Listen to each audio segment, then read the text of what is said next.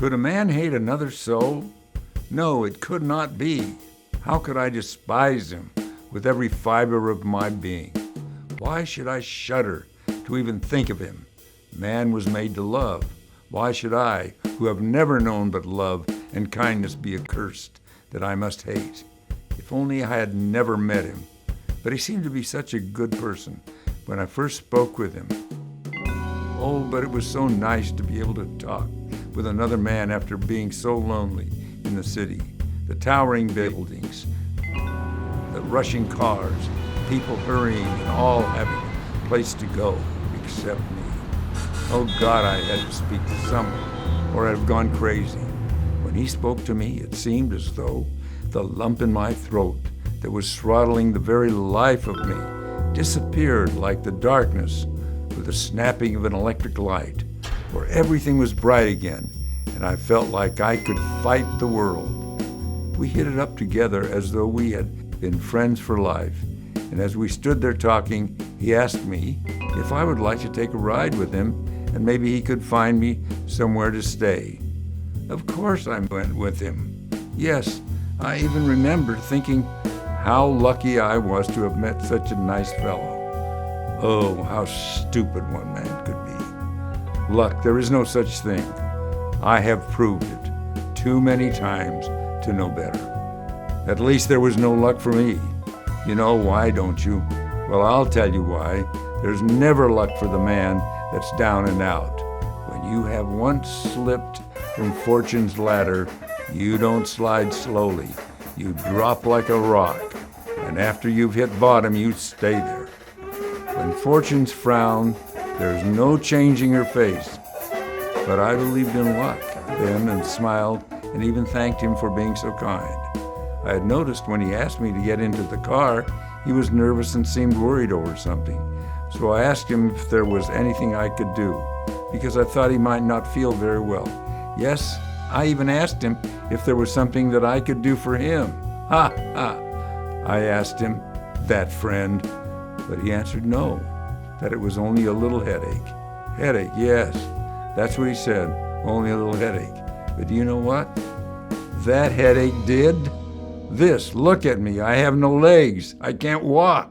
He should have seen that car coming. And when he did see it, he swerved to the left instead of the right, so that it hit me. I have no legs, but he's perfectly well. Nothing happened to him. He can walk. What if he does have to take care of me? Does that bring my legs back? You know, he even tries to do things for me. Yes, he tries to be nice, and I am no fool, mind you. Let him, but I'm going to get even. Do you think that he can take my legs away and then make up for it? Oh no, I will see to that. This evening is my chance. Oh, I have plotted and schemed and waited. He does not know of the medicine he takes. I told you, I was nobody's fool, didn't I? When he comes tonight, he is going to take his medicine with me. An overdose. Its effect is certain death. So tonight, when he comes to take his medicine, I will just make an extra large dose with it. Isn't it simple? Too easy and to think. At one time, I was thinking of killing with a knife. Another time, I thought I would use a pipe. But this is so much easier, and I will never be blamed. What a fool he was to tell me of his medicine and imagine so that I would not feel bad when I take mine. He started coming up to take his with me. Oh, why doesn't he come? I can hardly keep my patience.